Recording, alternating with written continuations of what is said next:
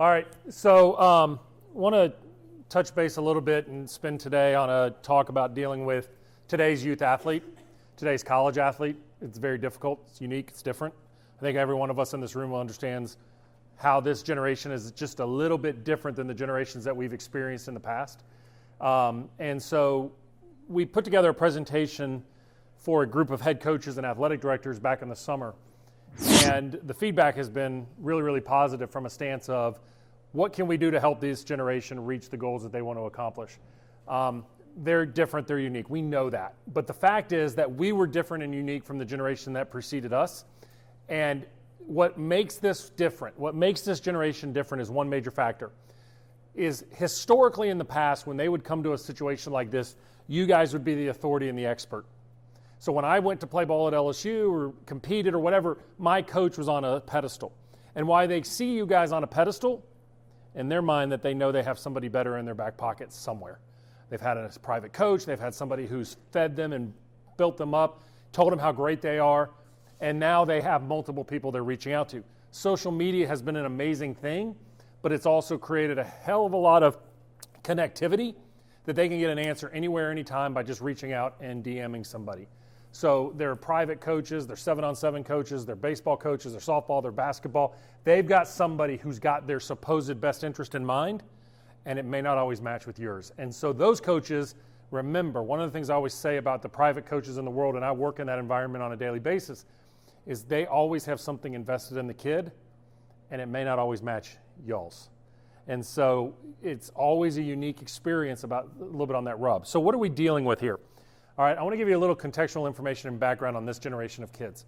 If we did they did a survey of looking at American college students, and some of the data were quite scary, is a great way to put it. If you think about when we all went to college, 18 to 22-year-olds leave, go to college, go away from home. They leave the comforts of what they know. While they may be miserable and bored in high school, they go back every single day and they go sleep in their bed. They know what they're experiencing. Now they leave, and they leave their comforts of their school. Some are very diverse. Some are very isolated. There's not a lot of diversity. There's not a lot of diversity of thought, diversity of individuals. And now they go into a college campus where not only are they interacting with people from different backgrounds and different cities, they're working with people on a daily basis that are different ages. You bring an 18-year-old on campus, the senior is going to be 21 or 22. And that is a significant maturity level differential. You're talking about a 22-year-old who's probably thinking, if they're in a serious relationship, when are they getting married? They're probably pretty close to having kids in a traditional family unit. That 18-year-old's trying to figure out, how do I feed, how do I do my dishes, how do I do my laundry? You know, like me as a sophomore, I put bleach in my laundry one night, thought it was laundry detergent, ruined an entire load of clothes. If you haven't done that, you haven't lived, right? And it was the precursor to acid wash jeans. So when you look at them and you put a kid in college, the traditional breaking age of any psychiatric event is 18 to 22. What do we got? 18 to 22-year-olds. So in the Army, historically, if you looked at individuals that went in and went into basic training, they'd have a lot of people who'd be honorably discharged because of psychiatric events. That's the blossoming age of schizophrenia or bipolar disorder or something like that, more serious. But in today's world, it's depression and anxiety. Over 50% of the kids I see on a regular basis have treatment-level clinical experiences of anxiety. Now think about that for a minute. These kids are walking around with unbelievable stress and angst, and we're going to talk about that in a little bit. 94% of the college students feel overwhelmed by life. Now, if we all think back to our college age, okay, I'd go back to college tomorrow. Like, what's the worst that you got? You get up in the morning, you go practice, you train, you're investing in your body, you're investing in your career, you go to class 3 hours a day. It's like, dude, where am I going to eat dinner tonight? Pizza Hut, Taco Bell, or Burger King? All right, it's not that hard. All right, I'm going to have a good time. I'm around people who are having a good time. We're going to football games. But for them, they're not just thinking about making grades today. They're living up on every single level because of social media. 44% felt so depressed it was difficult to function. 4 out of 10 on a college campus are so depressed that they struggle with functioning. Does that shock? I mean, does that relate to what you guys see? I mean, and I'm going to talk to you about athletes in a minute, but if you think about college, 4 out of every 10 people you pass are so depressed that they have a hard time functioning. That's remarkable. 1 out of 10 have thought about committing suicide.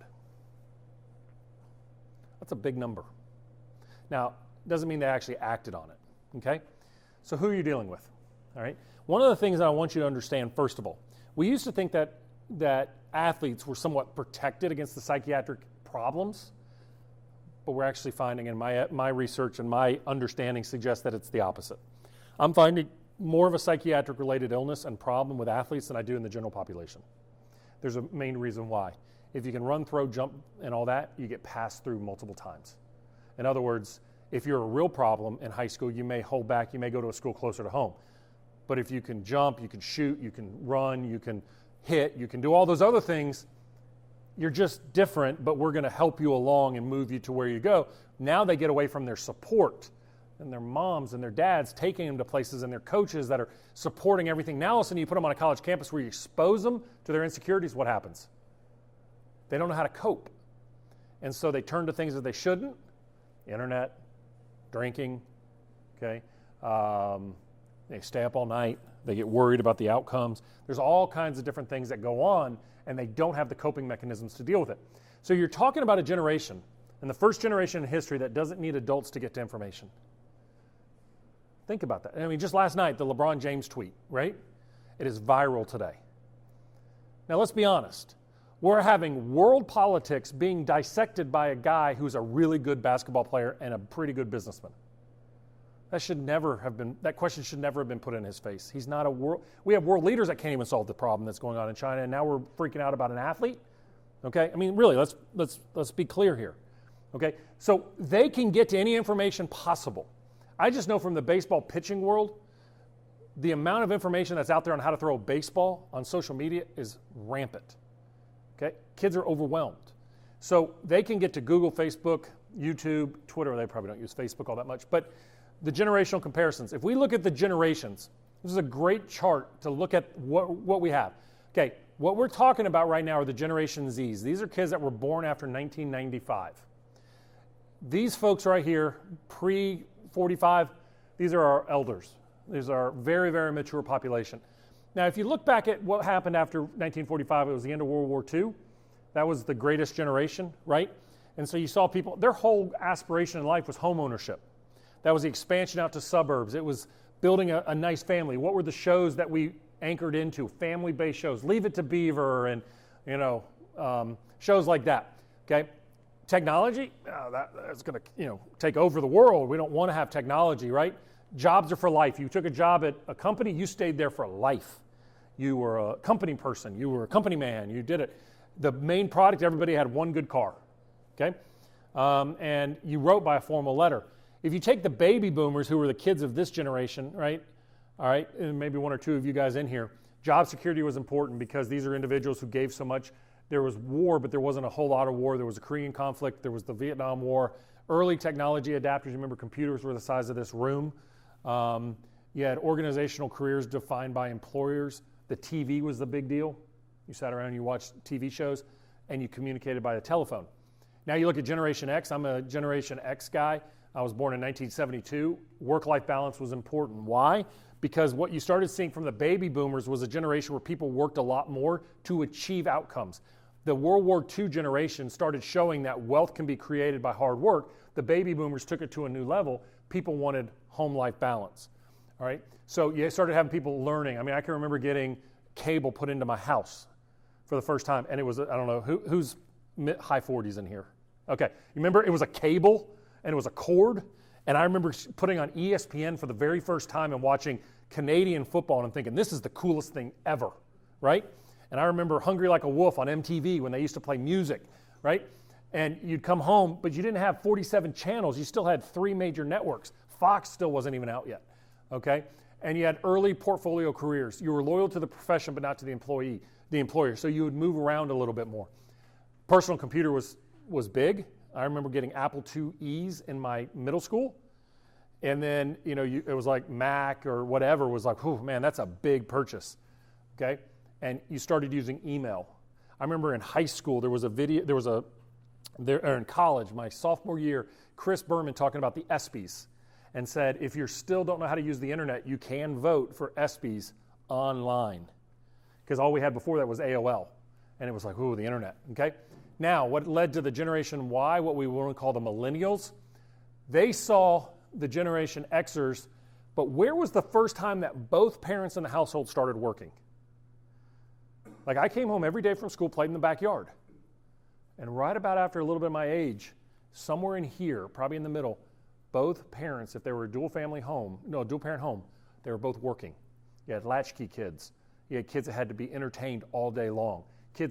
We also had an issue where we had the made-for-TV movies don't get in a guy driving by in a van with candy, right? Stuff like that. I mean, I was driving home from Jacksonville the other night and I passed a ice cream truck that was a game center and ice cream truck and it was hand-painted on a white van. I'm like, are you freaking kidding me? Nobody should get in that van, ever, okay? And so what you have is the millennials were by themselves a lot. Who those are millennials in here, a lot more than us our age. You guys were by yourself. You found your own solutions. You did your own homework. Mom and dad came home after a long day at work. You ate out more. You didn't have somebody cooking dinner and mom was telling you to be home at 6 when the lights came on and there was structure and organization. You had your own structure and your own organization and you found your own way. All right, so how all of a sudden now we take that generation, we put them under high structure environment. What do you think we're going to get? We're going to get rejection. We're going to get pushback. Okay, smartphone became the standard of all of us in that generation, and social media and things such as chatting or aiming, where now the communication changed. If you need to get to somebody, you just immediately. You don't have to wait for a phone call. Those of you who are really, really young, you used to, if somebody called your house, you had a phone that was on the wall in the kitchen with a super long cord, and it have a busy signal if you couldn't get through. Okay, and then it was like, my God, we have a wireless phone, right? And we had pagers and things like that. This generation, though, okay, while the millennials tend to be very much into freedom, my experience is this one doesn't like the freedom as much. This newer generation, they want stability and they want security. But they don't know how to handle it because they still don't have anybody who said. But this is the generation that's fixing a little bit of the millennial generation. Okay, so these are very technologically savvy people, but if they don't know the answer, what do? Immediately go to where? Google, Siri. Okay, career multitaskers and so on. Okay, do I have that video in here of the millennial job interview? I'll play it at the end. What are the major life events of the Gen Xers and millennials? Okay, or my generation, excuse me, the older folks. Challenger explosion. Sitting in 8th grade, watching that on a rollout TV that was on a cart, and watching Crystal McAuliffe die in the Challenger explosion. You had the MTV and the moonwalk. I remember watching Michael Jackson do the moonwalk at the MTV Music Awards. The fall of the Berlin Wall. I remember watching the Olympics and you hated the commies, right? You had movies like Red Dawn and stuff like that the commies were going to come and attack us. And then you had the O.J. Simpson chase and trial. What's the major life events of Gen Y and Gen Z? This generation has never been to an airport without, you used to be able to go to the gate and put your family on the plane and then leave. And you went through metal detectors, but they weren't like this. Okay? So this group has social media, release of the iPod and the iPhone, which to me is the most innovative product of our lifetime, is the iPod. The Columbine shooting, school shootings. My daughter, who's 18 at Auburn, will not go to a movie. She will not go to a movie theater. Will not go. She's like, nope, not going. My wife and I went and saw The Joker last night, and we were trying to get her to go this weekend. She's like, I ain't going. She will not go to a movie. And they've grown up with constant war. My freshman year in college is when we had the Gulf War started. That was 1991. We've essentially been at war since 1991, if you think about it. Okay? 9/11 changed everything for this generation.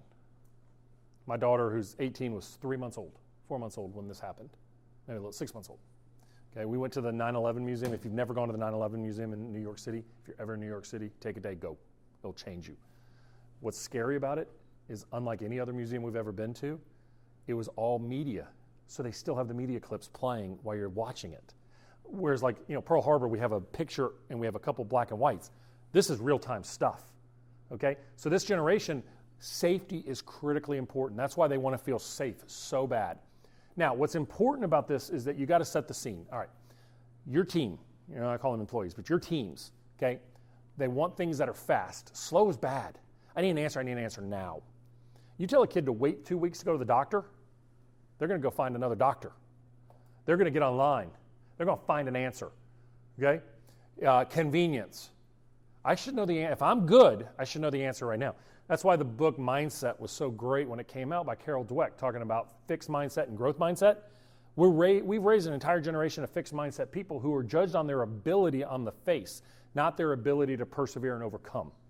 They have to be walking around as a projection of who they are at any given moment. You got to remember, what is the number one social platform we have today for this generation? What is it? Okay, so what is Instagram focusing on? Pictures. It's a projection. We were in the Bahamas 2 weeks ago on a trip, and we went on this thing where you go play with the pigs out at the island. It was cool. There was a woman on our thing that may have taken 1,000 selfies. And I kept telling my wife, she's going to pick one, and that's going to be her Instagram page. And she's going to play with it and get all the filters right and all this. I mean, we're just taking, it's unbelievable, right? And they will sit, and there was a study that was shown that the value of a like on Instagram is the equivalent of being in a deep friendship. Think about that. A like by somebody you don't know has the psychological impact of being in a deep friendship. Entertainment, boring is bad. You ever see, how many of you guys have small kids? Okay, you give a small kid a laptop and you put them on YouTube. How long will they watch a video on YouTube? They'll start they go from one to the other, to the other, to the other, to the other, as soon as they lose that bump. Okay, that's what our generation of kids do. Everybody is watching TV with at least one tablet in their hand and a computer in their lap. It's multi-generational distractions. Okay, nurture, criticism is bad because you're rejecting them. They should be good, they should know what they're doing. And then entitlement, hard work is bad. If you're good, you shouldn't have to work that hard. Okay, so let's look at some of the conflicts.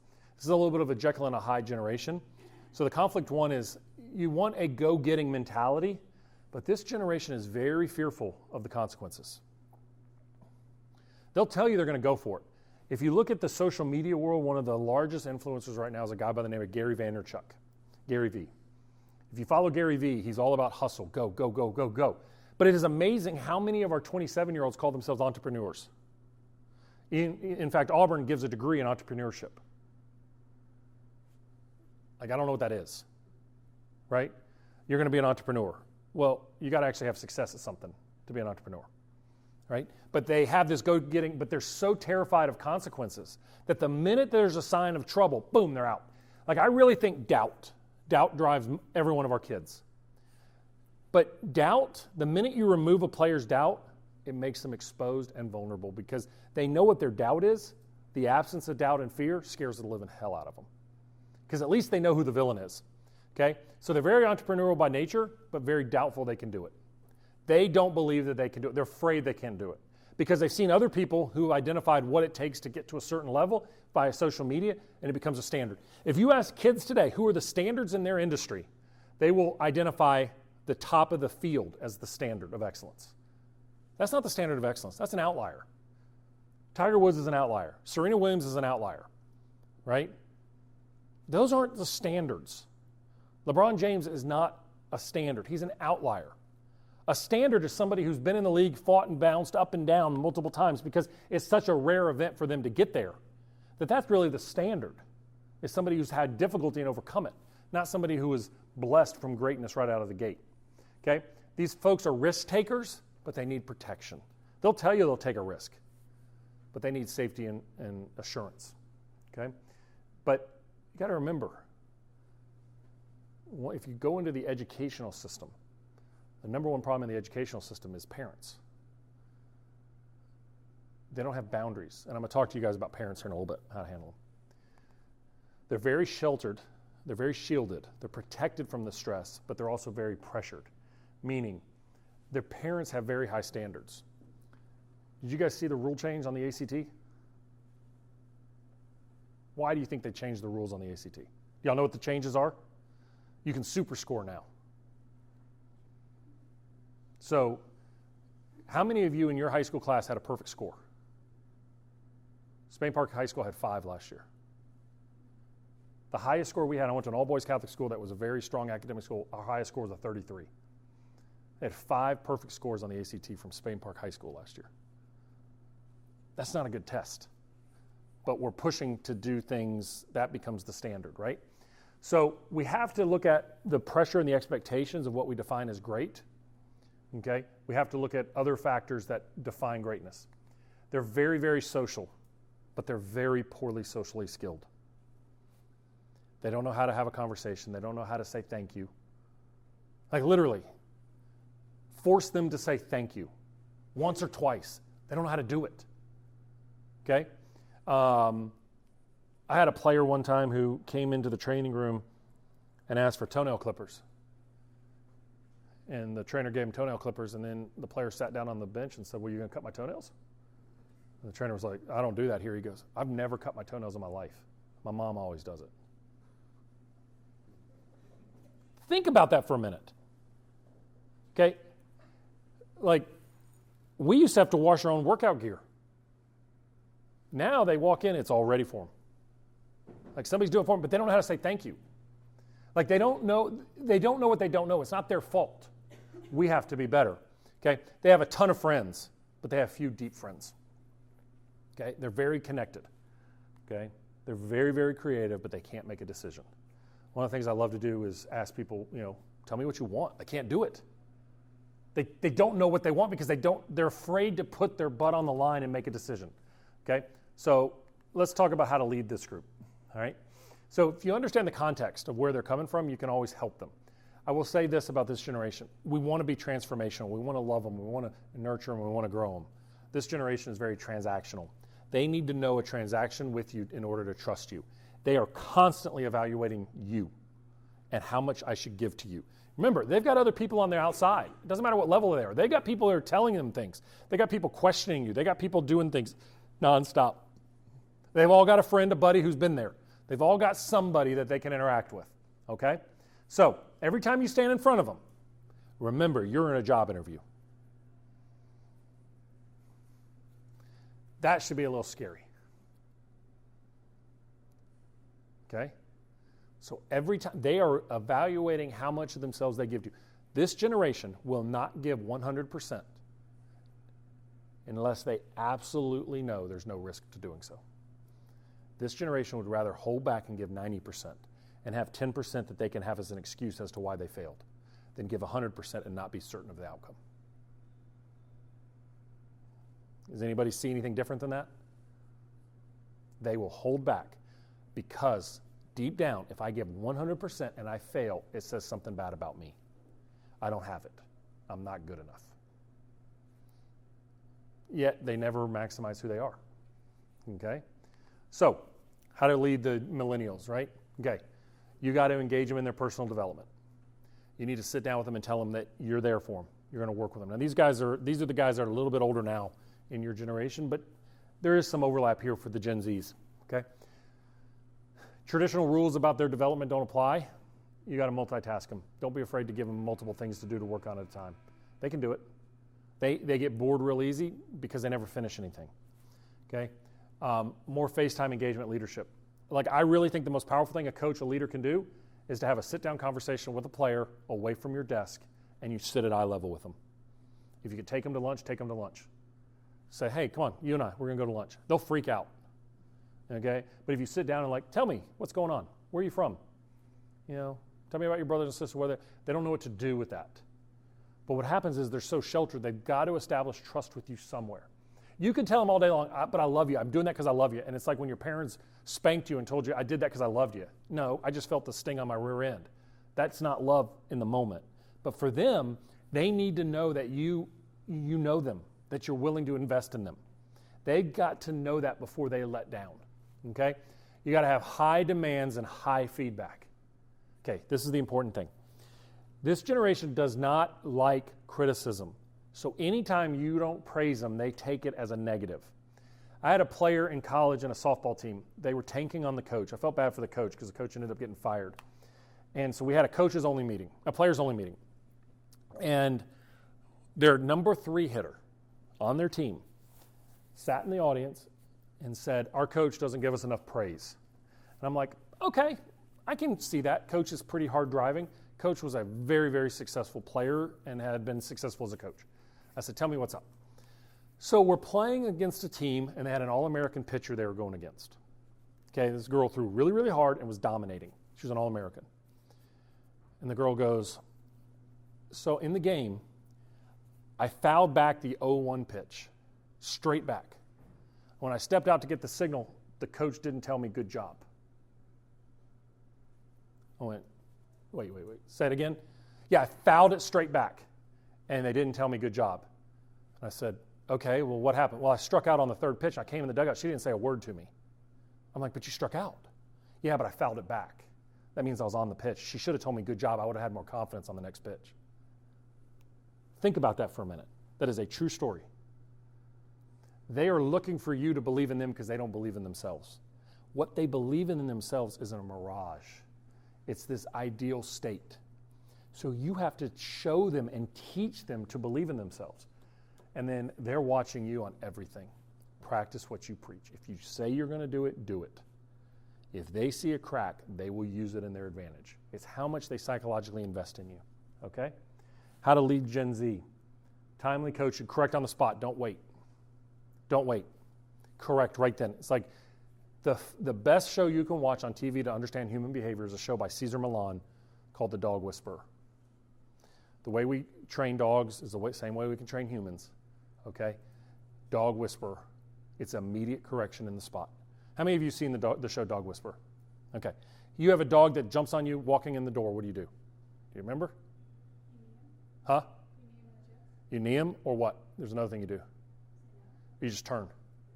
You turn away and the dog will sit down. It doesn't know what to do when it ignores them. That's immediate feedback. So remember, one of the things that always happens when somebody does something bad, what do? We immediately respond. And we give them negative coaching. To them, that's positive coaching. It shows you care. Now, they're going to bitch and moan about it. But you can knee them in the chest. You can stop it immediately, which is a painful experience. But you can't do that with these kids, okay? Because you'll get fired. And we don't want to do that. But you can also extinguish their behaviors. Immediate coaching. Don't let things stick around because they're going to start realizing what they can get away with. And high standards and high demands are difficult. Like, these are the standards of what we define. If they see a breakdown in there, then it's no longer that important. I need you to make your bed every morning. Well, if they walk into your bedroom and it's not made, then they go, see, you're not telling me the truth. Okay? Keep meetings and critiques very brief. Their attention span is 20 minutes max. Their attention span is actually less than a minute. Okay? But you can keep them to 20 minutes and that's about it.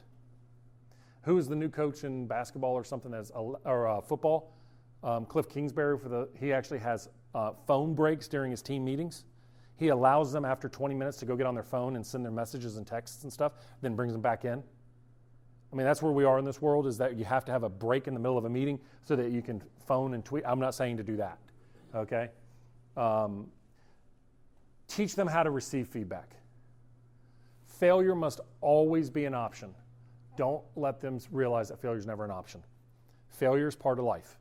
We got to allow them to experience failure. I believe you should put them in failure drills. I think you should put them in a situation where they have to deal with it. A couple of years ago, we did the rounders. Were you here for that when we did the running with the rounders around the track? Who was here? You were here. Remember the average person only ran 4 or 5? Yeah. So what we did is, what were they called? What was that? Curves. So they had been running, the football team had been running 12 curves after practice every day, but they weren't maintaining their physical fitness. And I said the reason is they're coasting. They're finding just enough to give and they're not emptying the tank. So we said they have to choose how many they run. And the only question we had was they had to face the failure and make a choice. Can I run the next one? If they couldn't, they went in the middle and they cheered on their colleagues. No repercussions, no critique. The first one bailed at 2. I think the first guy puked at 4. 4! They'd been running 12. What does that tell you? They were coasting. And we asked a group of them that finished, and they said, that was the hardest workout we've ever done. Like, why? Because you had to face yourself on every run. See, they will negotiate in their mind what it takes to get by. They don't actually look at it and say, can I do everything I need in order to be the best I can? What can I do to survive every moment? Okay? So teach them how to receive the feedback. Teach them, hey, I'm going to give you some feedback. It's the crap sandwich, 3 positive to 1 negative. Science says it's 4 to 1. Okay, if you can do it. Now, it doesn't have to be all in succession, but it can be 4 positives to 1 negative. What are they going to remember? The negative. They're going to forget the positive. So you got to keep reinforcing that. Okay? Use different teaching tools, use video, use experience. I use a ton of videos on ESPN 60 minutes. Any video I can find. There's a great video I'm showing right now for my players. It's Kobe Bryant talking about hard work.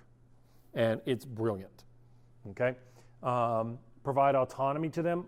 I can do it on my own. Mastery, I'm getting good at this. And then purpose, I believe what really matters. Give them a chance to go and come back and report back. You want them to be your teammate. Work with them and collaborate with them. Recommended type of communication with these folks is build a bridge with them that bears the weight of truth. Work with them and develop that relationship and that trust. And then you have to gain their trust. You have to educate them in the why. My coach used to say, I'm going to give you a PhD in baseball by the time you leave here. They want to know the what. They want to get out of the threat as immediately possible, but make sure you teach them the why immediately. Let me tell you why I'm doing this. That's critically important. Make parents a part of the program. All right. This is always a hot issue. Parents have a mistake. They love their kids to death. They're of lineage of mice and men. They love their kids so much they crush them. Most of the parents don't have the experience that you have. I would say less than 1% have the experience of what you have. But it's amazing. The parents who have a significant playing history or competitive history are the least of your problems ever. Okay, I've got a Hall of Fame player I work with, his daughter. I'll call him and say, hey, Kevin, whatever. He goes, hey, you just deal with her. She's an adult. She'll figure it out. Okay? So one of the things you got to realize is make the parents a problem. They're not a problem. Make them part of the solution. So reach out to them. Stay in front of them. Call them more frequently. Tell your players, listen, if you have an issue, I want you to come to talk to me. Parents are going to know everything that's going on. So I always tell the kids, call your parents and tell them your good days, not just your bad days. When you have a kid in college, all you ever hear is the bad stuff. You never hear the good stuff, so in your mind you think it's a terrible place. They have 99.9% of their day is awesome. They have one bad interaction with their coach. That's the only thing they call their parent about. So now the parent's thinking, holy crap, they're in a miserable place down there. Okay, I've let my kid, my baby go, and they're killing her. All right, versus, man, I had an amazing day, but I don't know why I was in the rotation in the inter squad. I sat the bench. I wasn't put in early. Well, they don't know why you may not have put them in. You may not have put them in because you wanted to see how somebody else respond. They are making an assumption. They call mom and dad. Now mom and dad want to call and find out why their kid's not playing. Or they're calling their AAU coach and going, hey, why are they not playing? They should be playing in this position or whatever. Okay? So get ahead of them. Keep active communication with your parents. Let them know. If you give them information, they've got something to chew on. If you give them nothing, then they're going to be lost and they're going to come searching. Now, here's what I say. When you're dealing with parents, what I'm saying is just give them a little bit of information. Hey, this is what we're doing. Nothing hurts you to send out a blind CC email once a week with what y'all's plan is for the week. All right? And just ask them, don't reply all. So if you have a question, call me. And just don't make them the villain. I find too many coaches don't know how to handle it. It's more prevalent in the high school. High school coaches aren't equipped to manage parents. So what happens is they put a wall up, and the parents are really good at overcoming walls, particularly if they're successful in their own life. They're just another barrier. So educate them, okay? And it goes to a bigger issue. I believe that every player should have a journal by you. Yeah, go ahead. You know a single coach who does that? Because I'm telling you, there's probably zero chance I'm going to do that. Good coaches do. Then I'm a bad coach. No. Not. My point is, I have no problems with open communication. But the moment that I start sending my practice plan to... Oh, no, not your practice plan. Just, hey, these are some things that we had this week. And you don't have to do it in a mass email. You can do it in a phone call or a text. It doesn't have to be every week. It can be once a month. So, I don't know a single coach who does that. Okay. So my coach did. My coach, when I went home one night, my coach called my house to give my dad an update on where I was redshirting that year. And we started talking, and we realized that he told the parents, do not call me to us, but he would get ahead of it and call the parents and give an update. Hey, Brett's doing great in class. This is my plan for him this year. He'd do it once or twice a semester max. What if you get into a situation, though, because this is the situation that I'm dealing with, right? Yeah. On the opposite side, we have a parent who crushes a kid All the time. And that's a really difficult thing. Big time. What happens is that parent, you're basically telling them you're a bad parent. It's the way they read it. Yeah, that's how they read it, yeah. Right. So how I've handled that, because I get that a lot in my practice. Parent comes in and answers every question for the kid who's sitting next to me. And the kid is dying. I've got one like that going on right now, okay? What you have to do is say, hey, look, no question your kid's lucky to have a parent that loves you as much as you love your kid, okay? Let me give you some feedback. I don't think what you're doing is wrong. I think they're at a point in their life where they need to make the transition. I always look at it like this. This is very common at this age. Every kid has to start establishing their own role and responsibility. This is the perfect time for your kid right now. So I need your help to help them grow through this and let you and I work together on this, okay? Because what you're doing is you're saying you didn't do anything wrong up to this point. This is the transitional point. And I use that example of every kid matures at some point. Your kid's ready to mature. And we got to give them the flexibility and the freedom to do it. Does that make sense? I do, but here's the problem. You're the expert. Well, I don't know if I'm an expert. I'm just standing in front. The kid feels like you violated their trust. You got to have a conversation with the kid first. That's the big. I mean, I find that to be the difficult part. The kid's like, no, we need to. We're talking about a kid, a parent who crushes a kid, like, meaning it's never good enough. I would never do that until I talk to the kid first. So the kid that I've got right now, okay, dad is a stay-at-home dad. This won't go on social media anymore. Kid's a stay-at-home dad, okay. Mom is very successful. All he wants is this kid to be a college athlete. Dad wasn't a college athlete, okay. Dad has this image of what he is as a competitive athlete. It's nowhere near what he is, okay. He sends me videos 3 times a day. He sends it from the kid's Instagram account too. Which I'm like, dude, you're 50-something. Your kid's 17. You're on his Instagram account? So I had a conversation with the kid. The kid's like, I don't want to play college. I want to go to Division III. Now, this kid's a D1 level player. I want to go D3 where academics are more important than whatever. And I'm like, okay, first time. Kid was hurting. So the kid does his appointments with me. He's on the West Coast. He does his appointments with me at 5:30 in the morning so he can do them at school before he goes into his team workout so dad can't listen in. So I had a conversation with the kid. It's taken me 2 months to be able to have a conversation with the dad. So the first thing I do is I support the kid. You build the trust. Like, I'm on your side. Your mom and dad love you. It's not coming from a point of hate. So you don't want to villainize the parent. I just say, look, I'm going to educate them. We need to work together. When you're ready, you let me know and I'll have a conversation. But you never make it like this because the parent will win. You see what I'm saying? So you got to engage that trust with them to say, look, let me help you right now. I know you and I have the exact same goals on your kid as together. But let me give you some insight of what I'm trying to do. This is my plan for them. I need your help on this. You think if the player is likely to give you permission to do that? If they're hurting bad enough, they will. I don't know. Yeah, if they're hurting bad enough, they will. And if you develop that trust, sometimes they need somebody like you just to be a friend, to listen, because the burden that they leave practice and they have to re-go through their entire practice of why they're not playing well is exhausting. I've got a PGA Tour player who had to have a conversation with his dad to say, stop texting me after rounds. I hate going to my locker. So what he started doing was after the round, he'd start taking 2 to 3 hours to get back to his locker, to his phone, because his dad was sending messages, watching him on TV. This last one I have about, is it different between because I have an 18 to 20 miles, right? Mm-hmm. Well, I some miles is going both. Yeah, hopefully. My point being is that if I have a kid come in, one of my, like a recruit, right, and I Yep. say we're going to watch film, and I ask them why we're going to watch film, 95% of the time to a female recruit, they'll say we're going to watch the things I messed up. Yep. If I ask my son that same question, he's like, hey, Dad, you see me bend that ball around the guy? Is it different because of... Your son's different. It's not male or female focused. Now, typically, historically, women don't like to be called out for positives in front of a group or negatives. Guys like to be called out for positives, not negatives. Okay? Women just would rather be group focused. It is changing a little bit with the blurring of gender roles, okay, over the last couple of years.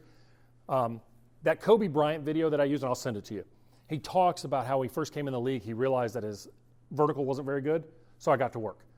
My grip strength wasn't very good, so I got to work. So he doesn't see it as a personal failure, he sees it as an opportunity to growth. And that's how you have to take it. It's like, these are opportunities. You're going to see, but there's a study that showed, like, watching video, the critical nature of somebody who watches their own video. It's the same way if you put somebody in a room in front of a mirror. People are going to see all their flaws. That's just who we are. I'm going to see your strengths and my flaws. So you have to train them on what we're looking for. Yeah, we're going to watch video, but I'm going to show you, look, you're going to see a ton of flaws. But that's always going to be there. But I'm going to teach you how to review film. Does that make sense? Their natural instinct is what? Protection. Okay? Because think about it, there's no filter for Instagram for your game video. They don't want to look at it. Okay? You have to teach them. This generation, I think one thing is, to your point, and I think it's a great question, is you have to teach them in order to be coached first. You have to. They've never been coached. They've been guided. Nobody's really ever coached them. That's what's scary. Do you have a question, Coach? Oh, okay. And I'll help you more and more with it. I'm not saying to be up in your parents' business all the time, but what I don't want you to do is create an us against them mentality. Oh, I totally agree with that. I think that's why I think it's reach out to them and honestly. Yeah, 100%. I think what we, and once again, you're the expert. I'm just looking at different. To me, that was my argument would be when I start reaching out to parents, is it opens up Pandora's box? Maybe, but I want you to be in control of the conversation. So I want you to know what you're talking about, and then if they go in an area, say, hey, look, and that just takes a little bit of comfort, is to be able to say, I know I'm in. It's kind of like the Kenny Rogers, know when to fold them, know when to walk away, know when to run. You better have an exit plan of every conversation before you go in there. I know. We also have people in our office. We have people in our office who don't know who Rob Lowe is either, right? You still don't know who Rob Lowe is, okay? All right. I want you to have a journal of for every player. Okay, now this is what's important from a compliance standpoint. I don't want you to write anything in the journal that could ever get you in trouble if compliance looked at it out of the blue.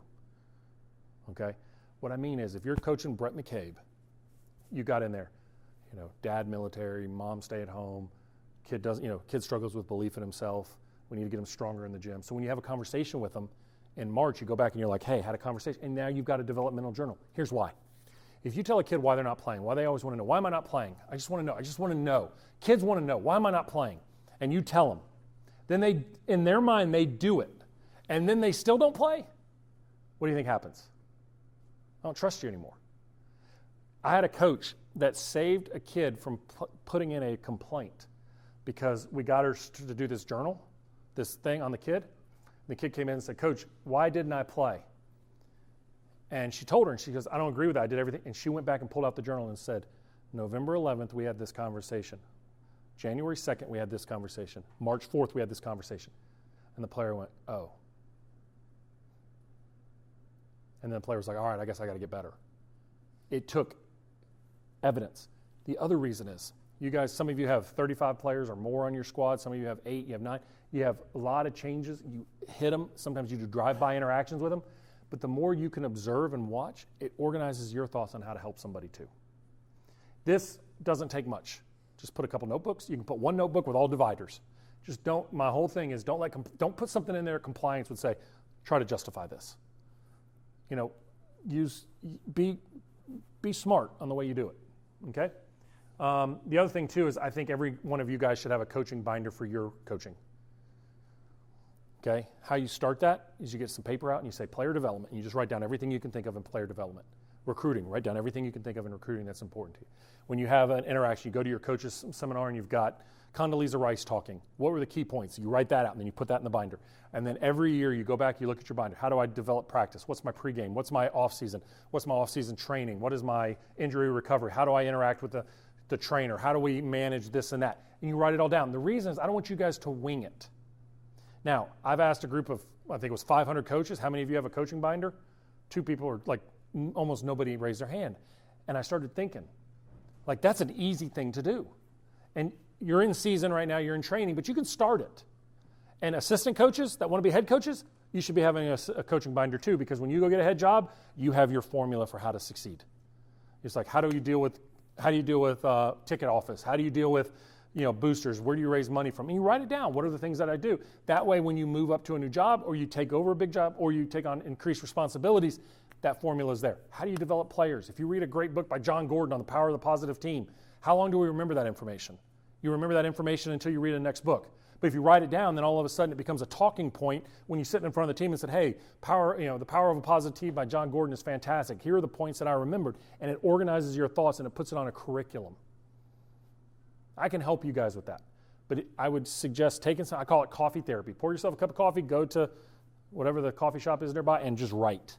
And then start formulating your ideas. And then every year, you have a time with yourself, then you have a time with your staff, and you sit down and you organize it. You do the same thing in the training room. You should have everything. How do you handle this? Things are going to change, so you look at it and you review and say, man, I tell you what, that was a bad move right there. We did a throwing program for our pitchers that just new evidence is coming out and looking at it. Okay, so we add and we improve it. So you're not reinventing the wheel, you're just making alterations and getting better. It'll organize you much faster. And I would have a section on there on parents and find out and make your best practices on that.